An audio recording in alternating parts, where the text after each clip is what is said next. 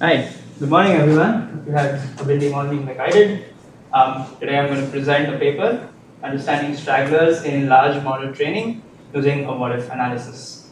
This is a paper in collaboration with New York University, ByteDance, and Zhejiang University, and let's get right into it. So let's understand the scale of modern LLM training, right? So modern LLMs, they require thousands of GPUs with frequent synchronizations. Each of these GPUs is communicating with its own ranked GPUs, exchanging data, exchanging model weights, exchanging parameters, key value pairs, etc.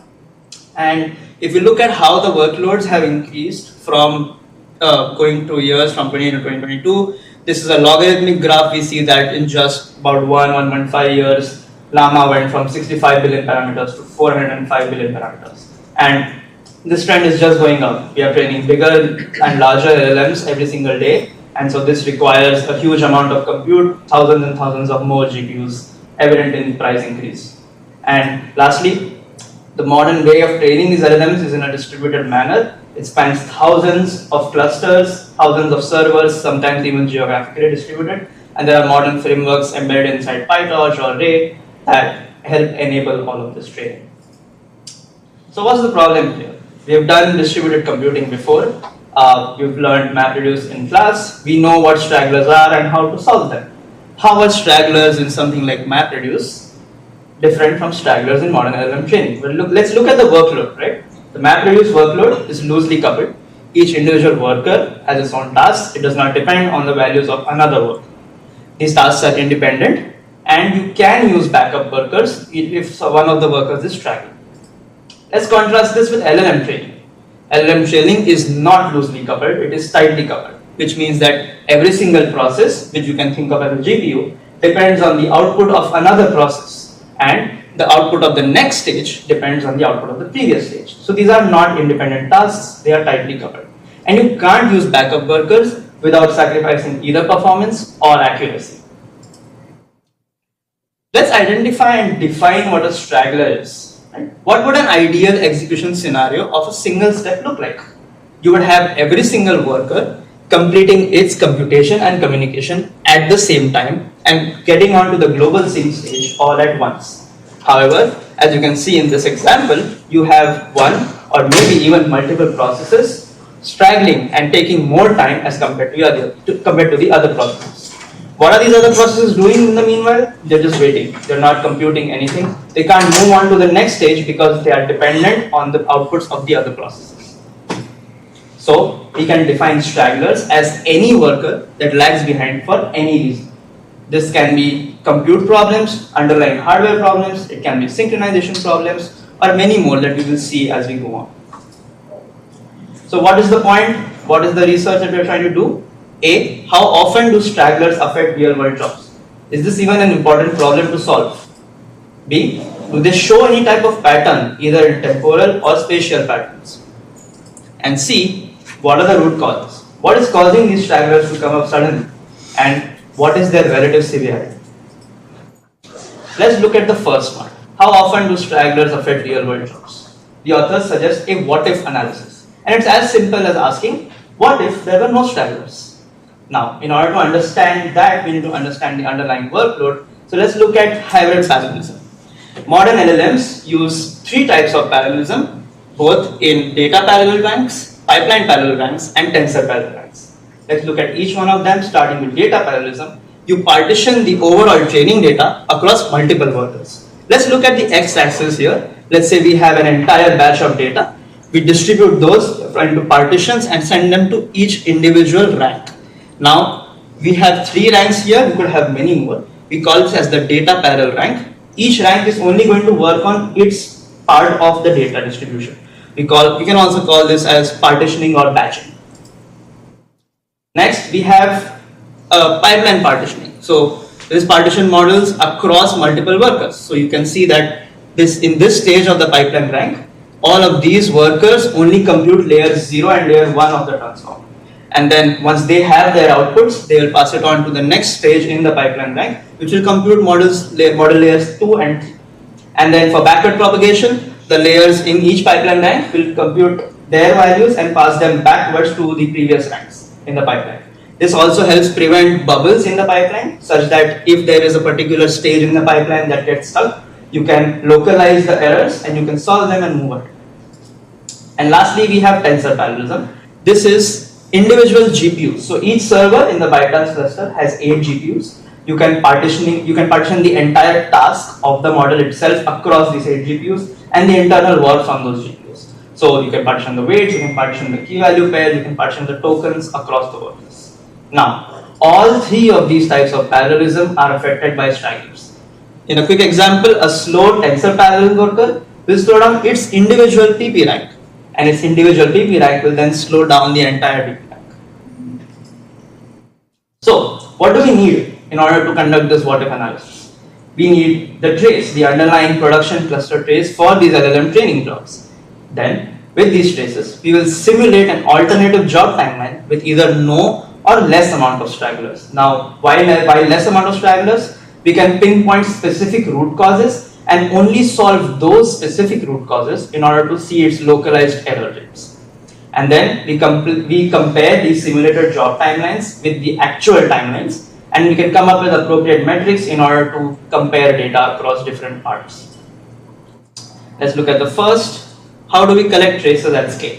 So here's where ByteDance and the large clusters come in. They took a trace of 5 months from Jan 2024 to May 2024 on their internal GPU cluster. Now, mind you, this is a heterogeneous GPU cluster, but they make significant efforts in trying to homogenize the types of clusters on which their LLMs are being trained. So, as far as they're concerned, they only look at 3079 LLM pre-training jobs that ran on the same homogeneous cluster, which means that all of them have the same GPUs, all of them have the same configurations, all of them have the same underlying network.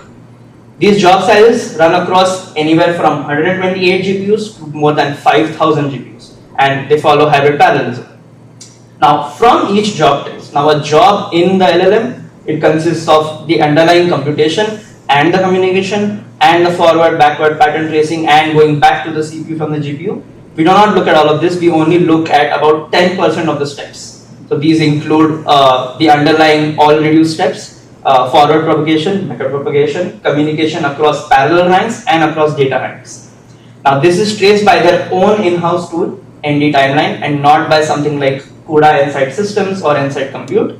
And they basically generate a timestamp of coarse-grained operations for every single worker.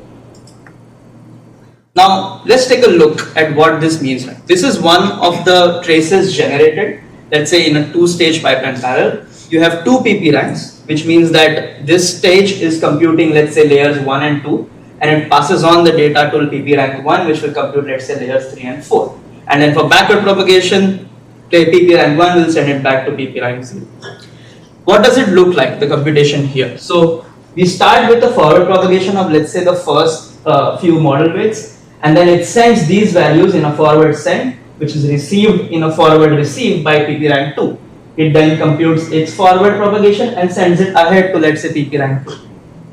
Then during a backward propagation, PP rank 1 computes its backward propagation, sends it back after it is completed to PP rank 1, which is received over here, and then it can complete its backward computation. So now how ND Timeline records these traces is that it records at a computation granularity, that is the entire stage. It does not calculate metrics for what is happening inside the stage. So we do not know what exactly happened in this backward stage. It could consist of multiple communications, multiple computations, etc. But we look at the entire stage itself, right? How much time it took to complete that particular backward propagation. And the communication granularity is the entire NCCL kernel. So this time includes the time required for it to send the first packet of data and the time between the time it takes to receive the last packet of data. And let's say you also have data parallel ranks, so then it just includes the initial all gather and the end reduce scatter ranks as well. So this is sort of what a single trace would look like. They do this across the entire job for 10% of all the steps. Now, how do we know which job trace suffers from stragglers? Well, here the authors use counterfactual reasoning. If a job were straggle-free, then all forward compute operations would take the same time, all backward compute operations would take the same time, All reduced scatter operations would take the same time, and so on. They basically assume that an ideal workload would span the same time across all workers regardless of their configuration. Now let's say that a straggler free job, an ideal straggler free job, has the lowest completion time, T ideal. Then the straggler caused job slowdown, caused by the straggler because of whatever causal reasons that we'll see later. We can calculate the slowdown as T, which is the actual job completion time from the trace, divided by the ideal what if time taken. Now how do we calculate this ideal time? So step 1, we adjust every operation's duration to an ideal time. So we take average for any computation operation and median for communication operations, because average skews times very heavily. So let's say we have a straggling trace, rank 0 and rank 1. We can clearly see that rank 1's backward computation is taking a bit longer than rank 0.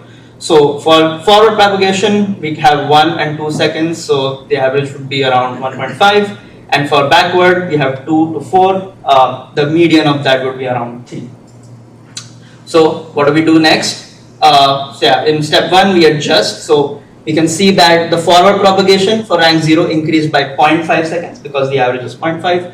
And the backward propagation for rank 1 reduced by 1 second and increased by 1 second for rank 0. This is adjusting every operation's duration to an ideal time. And now in step 2, we simulate the job run using adjusted ideal durations. So we basically build a dependency graph of which step goes and leads on to which other step. And we basically replace each of them in a topological manner with their ideal durations. What does this look like in production?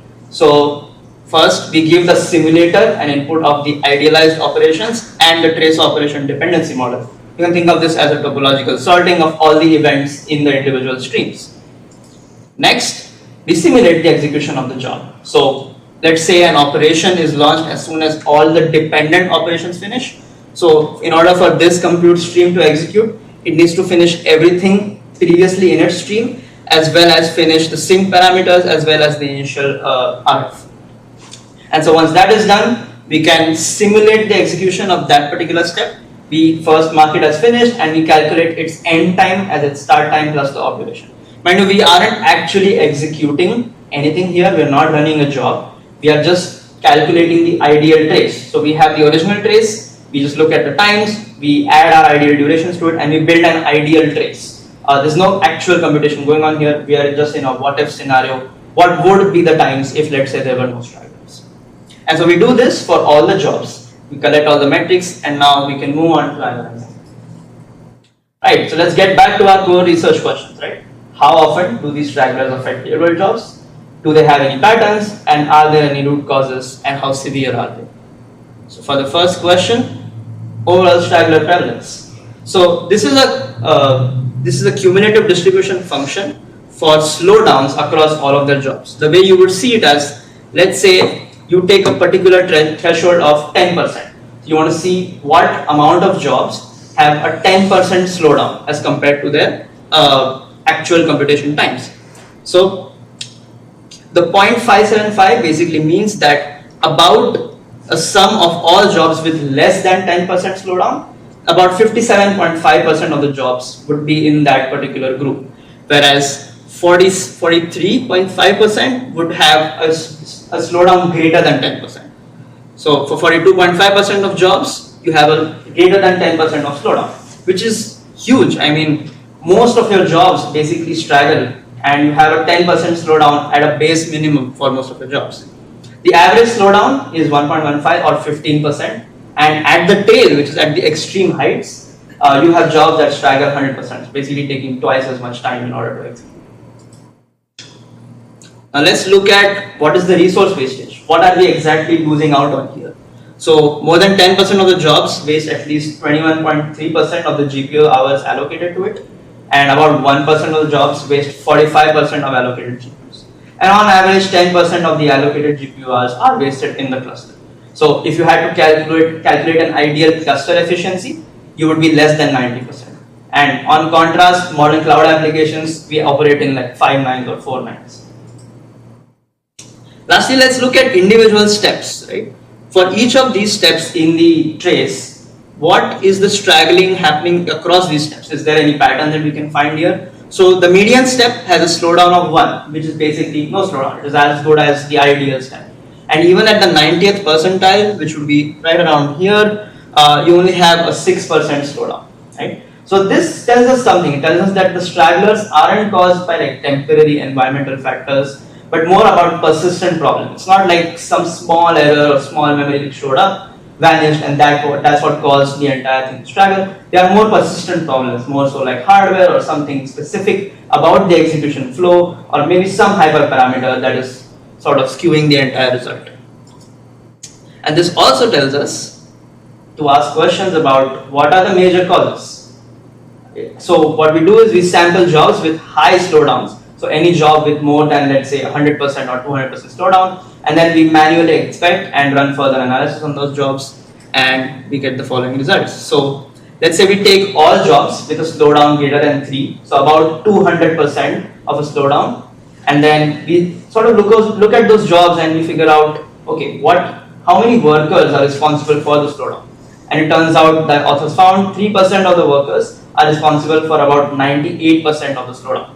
So you have sort of the 80-20 rule also happening here at a more extreme scale. And so they ask the question, what if we only fix those 3% of workers? And if we can localize those changes, we can figure out whether the workers are responsible for a majority of the slowdowns. Now the way they do that is, just like we calculated T ideal, which is fixing all the operations and putting all the operations in an ideal timeline, we only fix those 3% of workers. So we take the percentage, we take those workers, we fix their traces specifically with the ideal times. Rest all the times remain the same. And so we get a TW ideal, which would of course be more than the actual T ideal, because some of the workers still aren't fixed, so they're taking a bit longer. And so we calculate the normalized value for these. Now the higher this value is, the more it means that workers are responsible for straggling, because you're basically normalizing how much time is fixed by putting those workers in. And if let's say those workers are responsible for 100% of the slowdown, this value would be the same as the ideal, and so the answer would be 1. So higher values mean that workers are the root cause. And let's see, when we plot MW values and make a cumulative distribution for that, we see that for about 98% of the workers, or for 98% of the traces, less than 50% of the slowdown is explained by the workers. So the workers only account for about 50% of the slowdown in a majority, more than majority of the traces. So workers are not the problem, they're not the common cause. But it does also tell us that when they are the cause, that is about at the extremes for the last 1.7%, they cause very high slowdowns, almost 200%. So when a worker has a problem, it is going to cause a massive slowdown. Next. Oh yeah, this also tells us that traditional health metrics, whether a server is on or off, cannot completely help us to avoid stragglers, because for most of the cases, only 50% of the straggling can be fixed. So if your worker is healthy, you can still face 50% of slowdowns. Next, we look at the next root cause, which is stage partitioning. So the authors realized that the last stage in the pipeline, which is the loss function, the calculation of the loss function or the loss layer, that has insanely more amount of compute cycles, almost 9 times more as compared to the rest of the layers. And so there's a lot of compute overhead on those particular pipeline stages. And so they struggle. Their backward computations then reach the previous ranks later. They struggle and then they reach the previous ranks even more later. And so this stage partitioning is sort of another majority reason for the slowdowns. So in about 39.3% of the traces, the top half, stage partitioning is the majority reason. It causes more than 50% of the slowdown, or it explains more than 50% of the slowdown. And lastly, Python's garbage collection. So the Python runtime, it triggers the garbage collection when it deems it necessary, and once it is triggered, it can take hundreds of milliseconds. The user program is paused, no new kernels can be started, and this only happens for forward propagations because the backward propagations are written in C++. And so another part of this is that different processes in the entire cluster will trigger the garbage collector at their own time. So you really can't control when the garbage collector is taking place, when it is spawning, and you really can't control any order in which the garbage collector is gone. And so this is another root cause for the slowdown. There are some more interesting but unusual cases. So sequence length imbalance, they saw that modern LLM training, with the training data itself, the context ranges are really huge. So you have single page, let's say, think of it in like a typical document way of training. You have documents that are just a single page versus documents that are like 10 pages long. And so when you distribute these amongst workers, then you could have a worker that has a significantly large sequence length. And so sequence length imbalance, it sort of contributes to 21.4% of the job traces affected. And this is an easily fixable problem, sort of requires you to calculate and evenly distribute the sequences across the individual workers. Second is CUDA memory fragmentation. They saw that the malloc and alloc commands for CUDA, they sort of have some form of memory leak in it, and that is contributing to a significant amount of straggling. However, they weren't able to measure it because they don't have access to the internal drivers, and so they just claimed it to be a suspected straggling. And then lastly, you have false kernel dependency. They saw that the reduce all scatter commands sort of blocked other communication commands from running. And so this was another unmeasured and suspected cause for the straggling. Now, so we have answered all our core research questions. How often do stragglers affect real world jobs? Pretty high, more than 42.5% of the times.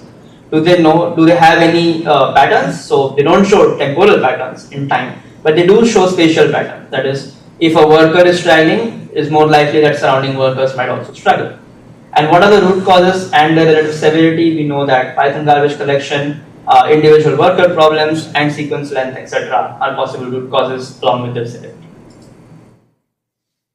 Now, the authors also put this research into production. So they developed a monitoring service called SMON. It basically sits in the ByteDance cluster and runs after profiling sessions. It automatically estimates the slowdown of each worker based on this what-if analysis, and it alerts on-call teams when significant slowdowns are detected. They have this heat map where you can see that if there is a single worker issue in a PP rank, you can see a slowdown of 1.1, which is 10%, and so it sort of brights up in red. You can alert teams based on that. They also look at stage partitioning, which is the last layer in the pipeline. So you have these pipeline ranks and data parallel ranks. You can see that the last stage of the pipeline suddenly has a 30% increase in straggling. This is because the loss layer is taking significantly large amount of time of the compute. And so within just the first month, they sort of worked on 3 different cases of straggling. They identified it, they notified the on-call teams, and the teams then identified that imbalanced partitioning was the problem, and then they solved it. And so here is my review and possible improvement for the paper. I like that it was traces from a real production cluster. There are real metrics, and it sort of focuses on a very production problem rather than just doing a what-if analysis on simulated job traces. They have very actionable insights, and they found out that computation and not communication is the main culprit for straggling, not bottlenecks. And then deploying S1 as a tool, it was cherry on the cake. They show that these insights are actually actionable. It's not just asking what if X happens or what if Y happens. You can actually use that input and sort of work on it to monitor better. And some things that I think they could improve on is they use manual tuning. They actually sit and build a dependency graph. I feel like with underlying frameworks with PyTorch and Megatron LM that they mentioned in the paper, they could have sort of automated the dependency graph themselves, saving them a lot of time. The profiling tool they use, it was their internal tool. I feel like we could have had more insights when using something like Insight Systems or Insight Compute from CUDA themselves. And they don't explore the fixes or the trade-offs for solving these stragglers. How much closer can we get to the ideal time? What is the maximum we can get? They do not explore these values. So we don't know how well we can improve the system, how well we can tightly couple synchronization. Thank you, and I hope you have questions for me.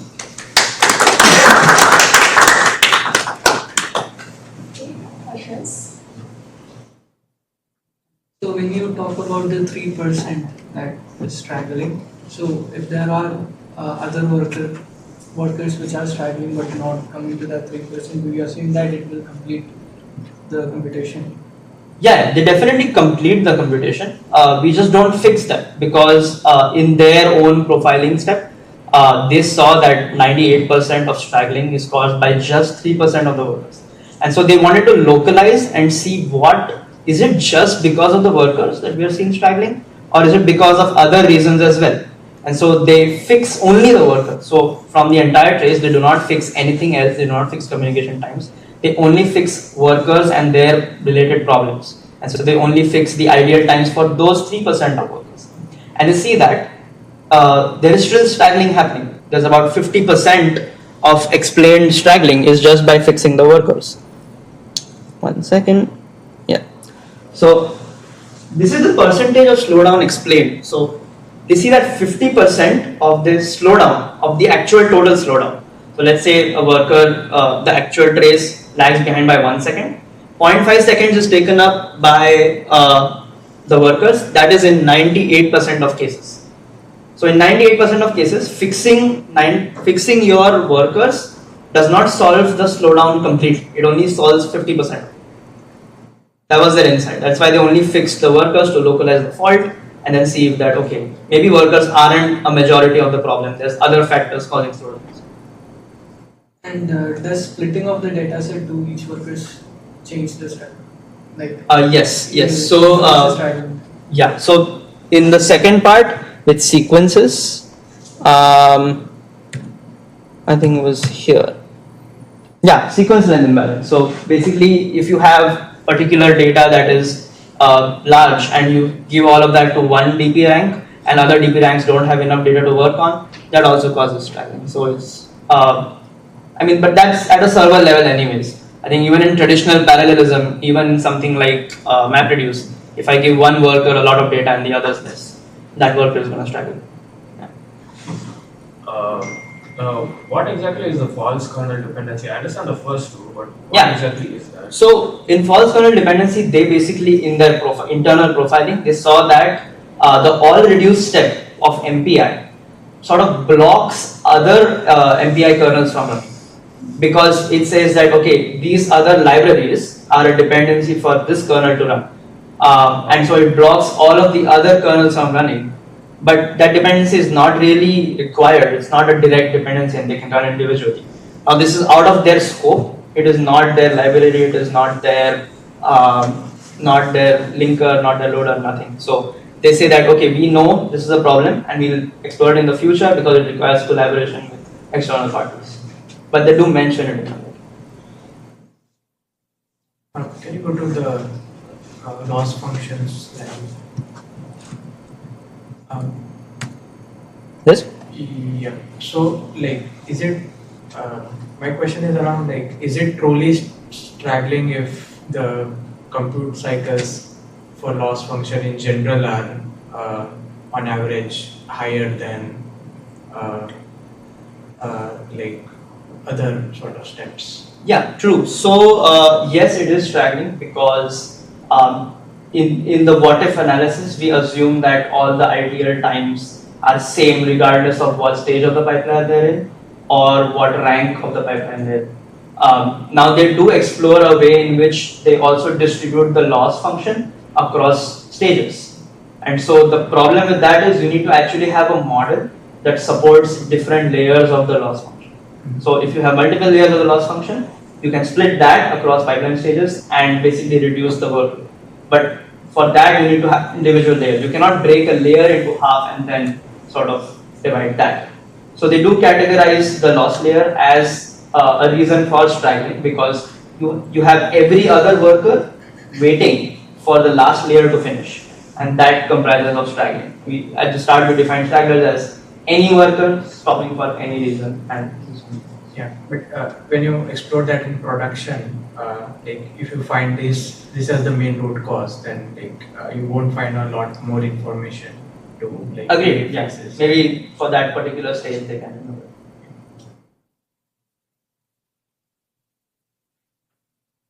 Sorry.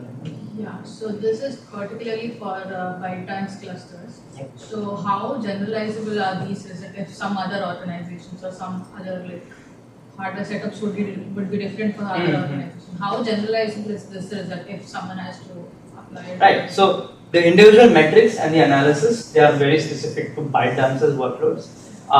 But with the amount of straggling they're seeing, 42.5% of jobs, I doubt that different transformer architectures are that different such that they can eliminate 42.5% of straggling. It might be lower in, like I said, you could have models that very finely grained, in a very fine-grained manner, they manage their communication, and maybe you could have internal teams at some other company who fix the garbage collection problem inside Python. That could reduce the overall straggling. But I think their overall result that stragglers are a problem. I think that stands, and that is a very general analysis. That if you don't look at all of these steps, you will have stragglers, and you can never reach the ideal time because any type of synchronization you try to do to prevent stragglers will add some overhead.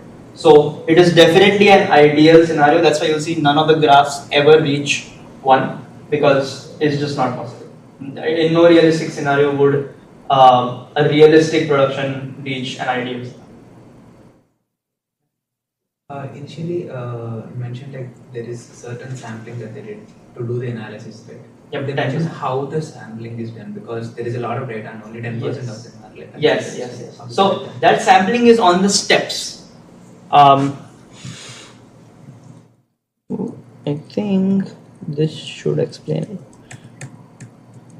Yeah. So out of the entire job, that is starting from distribution of data, distributing it to different workers, the overhead of parallelism, the overhead of communication, getting the results back, storing it in the database, etc. They only trace these steps. And so the 10% of steps is basically they trace 10% of the functions of the total number of functions running on that cluster. They don't run the trace for every function, so they're not profiling the entire job. They're just profiling these specific steps which they think contribute to the actual LLM training and not getting the data to the worker and sending the data to the database, etc. So the 10% figure is them explaining that okay, out of the entire jobs, out of the 3079 jobs, we are only analyzing 10% of the actual steps when looking for stragglers. That explains most of the straggling behavior. Yes, and I also feel like they could have done more, but because of the tool, they're using their internal tools, they just can't. They can't look inside the individual GPU to see how much memory is being used or how much the internal fragmentation actually is, because they don't have the tool that can sort of look at it. So this is all very high level. I think he had. Yeah, I had a question about if you can pull up the root cause slide 1, in which we were discussing the formula for calculating the ideal. Yep. Here, the first initial t that you're using in the numerator, is that used for the initial 3% of the workers, or is it used for all the workers?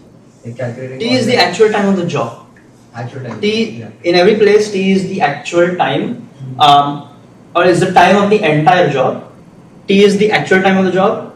TW ideal is the time of the entire job if you fix W workers, which is 3% of the workers. T ideal is the time of the entire job it requires when you fix all the workers. Alright, yeah. So I just wanted to know that TW is like just 3%.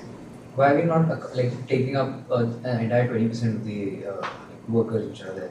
Well, that will give us T ideal. That's the T ideal. Yeah. Fixing all workers is T ideal. Yeah.